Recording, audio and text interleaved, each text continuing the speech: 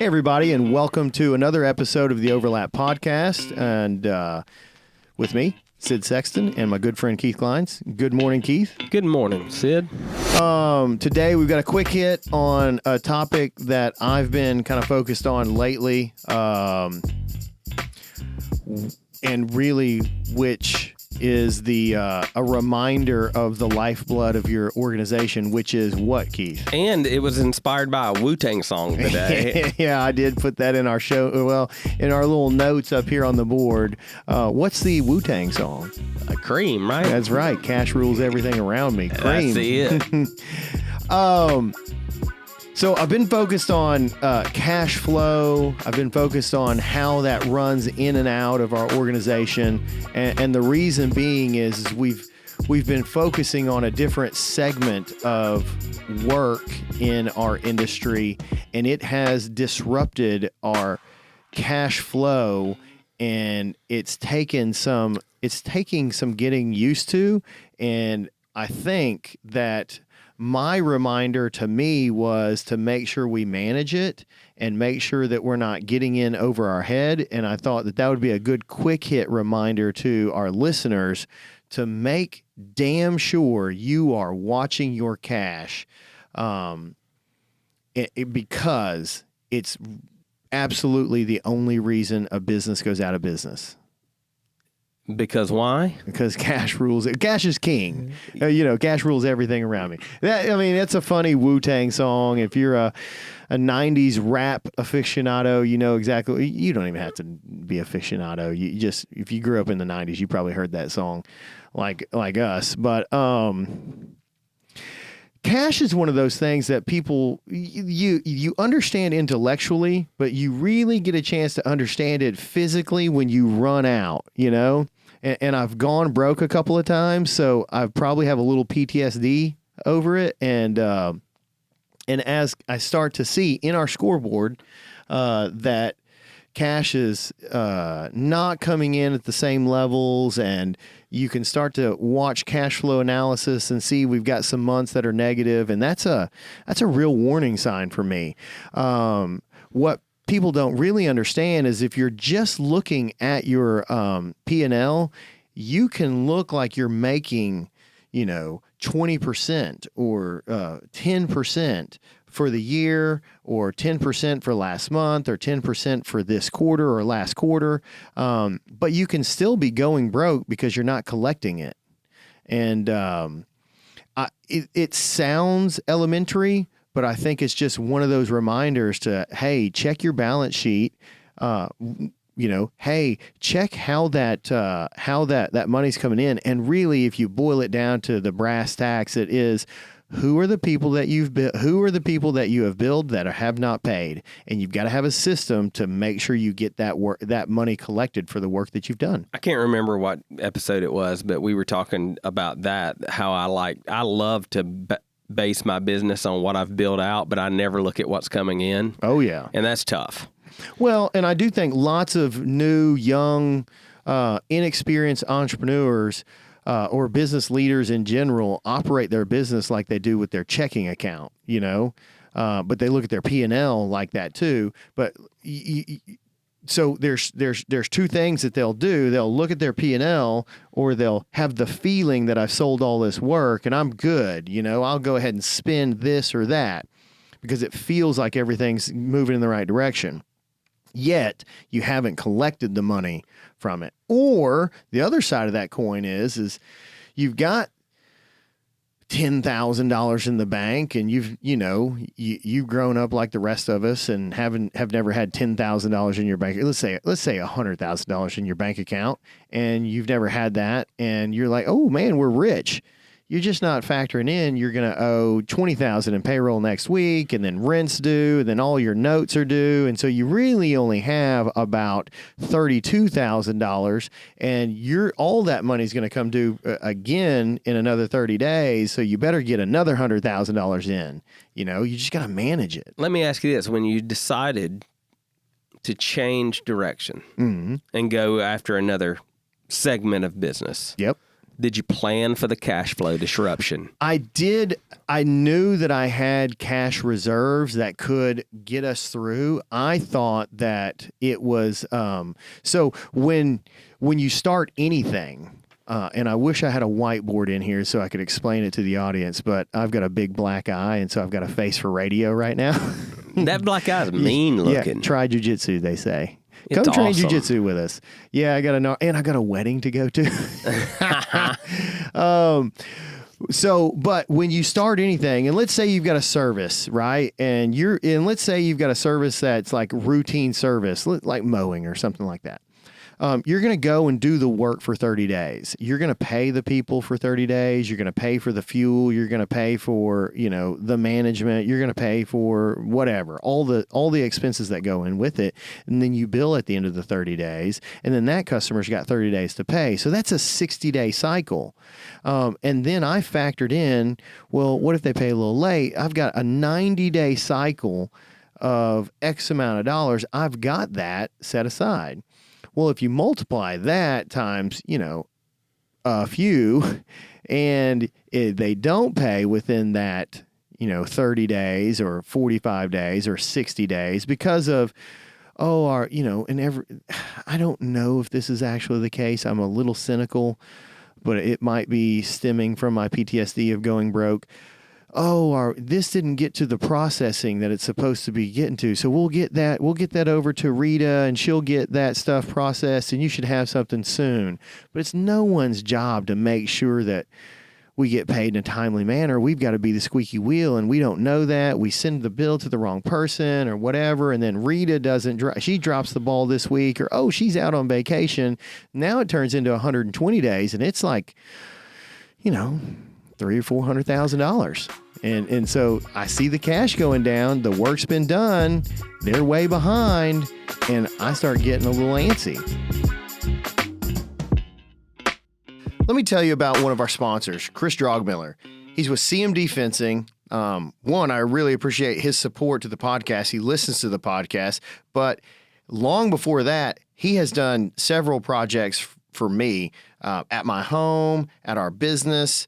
And the dude just does an awesome job. One of the things I really like about him is it's basically just him and someone that helps him. His attention to detail is phenomenal. The work is always high quality. If you've ever had a fence built, you know that the gate itself and how it opens and shuts is kind of the stamp of quality. It always works well. I've made him make some interesting kind of fencing where it's all horizontal. He had no problems with that, did a great job. And the guy is freaking awesome. He's easy to work with, and he does a fantastic job. He's a firefighter, so he works 2 days on and 2 days off. So he comes in and knocks my project out on the days that he's off. And the dude's awesome. You can find him on our website, overlaplife.com. You can find him on Facebook, CMD Fencing. And let's see, his phone number is 901-484-5546. So if you need a fence, need some fence work, call Chris Drogmiller, CMD Fencing. Let me break down a scenario for you. Are you a business owner that is overwhelmed by the options of investing, but you're being told you need to invest in retirement, you need to invest in mutual funds, you need to buy some single stocks? Well, I have your fix. C2 Wealth Strategies, ran by our friend Wes Cody. Their website is c2wealth.com. If you are looking at investing at all and are confused by it, give them a call today. They will be happy to handle whatever you need. He's brought up very specific things that I need to be working on as a business owner in my investing life. Let him do that same thing for you. c2wealth.com, or go to the overlaplife.com page and click on sponsors.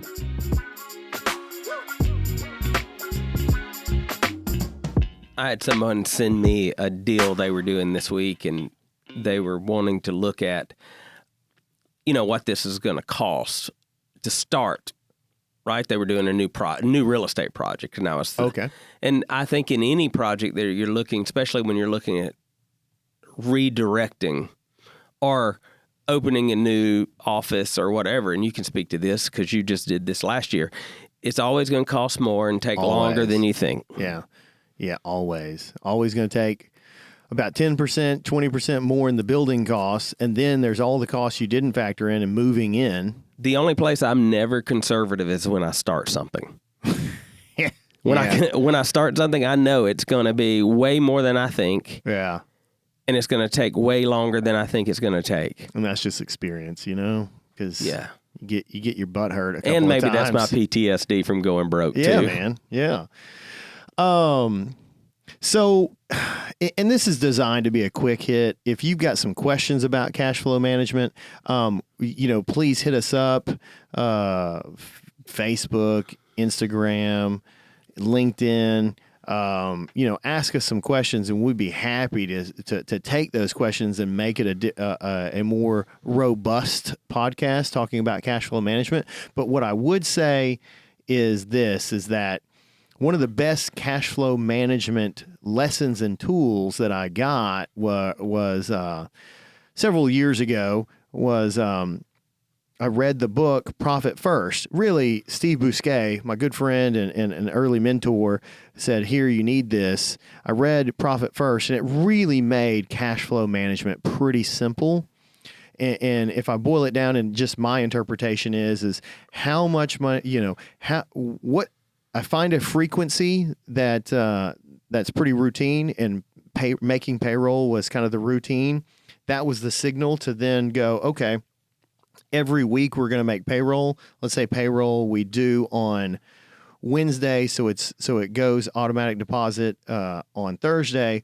Well, Wednesday, before we even do payroll, we just factor in all the money that came into one account, operating account, and then we've got percentages of all that money to go to the specific accounts that we utilize. And so we're on like a cash diet. So 25% of the $100 that came in, $25 goes to payroll, $25 goes to materials and subs, and then $25 goes to, I don't know, like, it was like OPEX, so operational expenses. And then maybe $25 goes, what's left over goes to that profit account. That's not exactly right, but you kind of get that all your money filters through those things. And then through those, through that funneling system that you created. That sounds fancy, but it's just moving money in those percentages every week. And then when it comes time to make payroll, if you don't have enough money in there, it creates an alarm within your, cell for your organization to go, oh man, we're either paying too much on labor or our percentages are wrong. Because it's summertime, we're spending more hours and more whatever. And so 25% isn't going to work anymore. It's just a good identifier.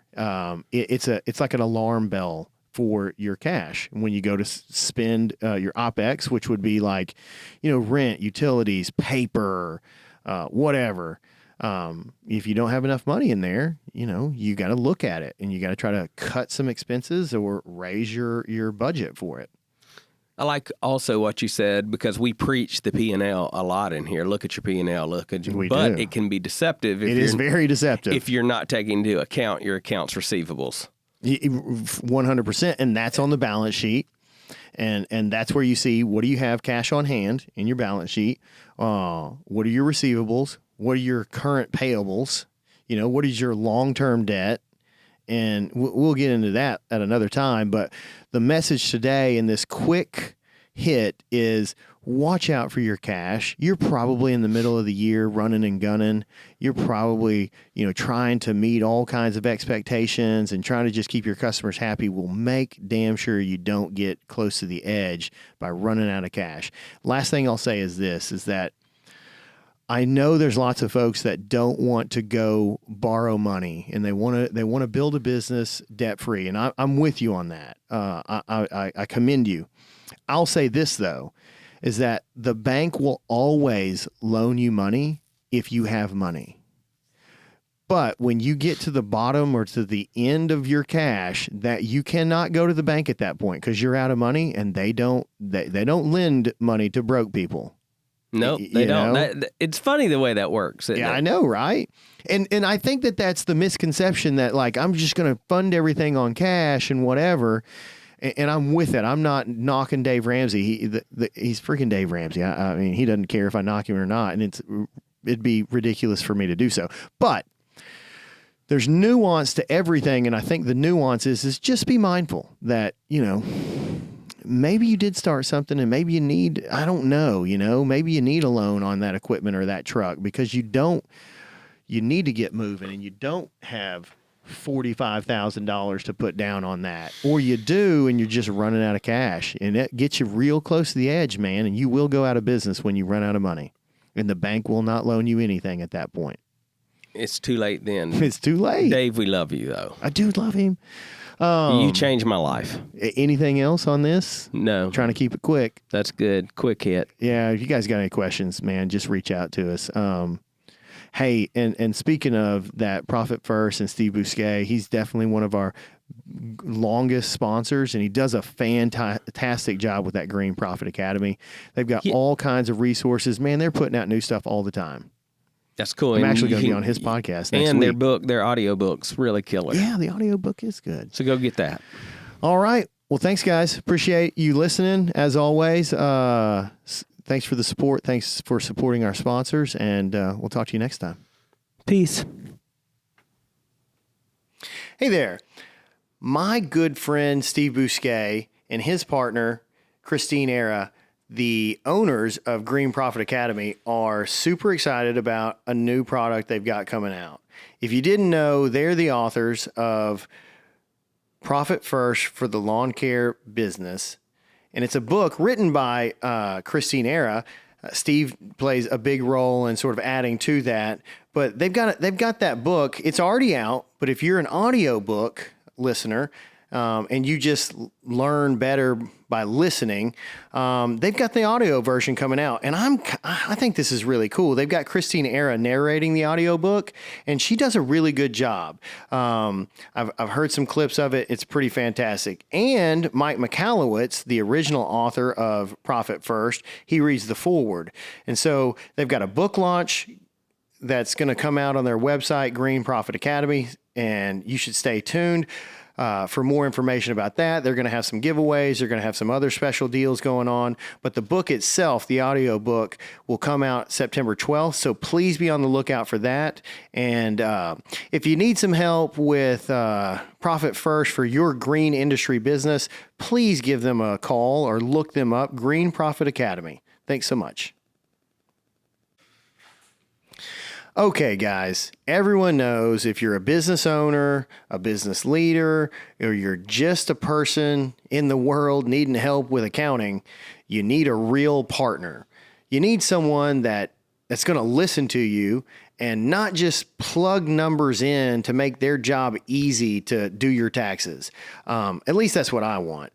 I've been through a lot of accountants in my life, and I have yet to find one even remotely as good as Johnny Barranco. He's the owner of Barranco and Associates, and he's the kind of guy that really doesn't manipulate your books to make his job easier. He really is trying to give you insights into your business or into your financial planning world. Whatever your goals are, he's there to help. And so I just encourage you to give him a call. Barranco and Associates, look him up online. It's barrancoandassociates.com, and just see if he can help you. He really is the accountant that I recommend to everyone, even before he was a sponsor of the podcast. So please, if you need an accountant, just do yourself a favor and give him a call.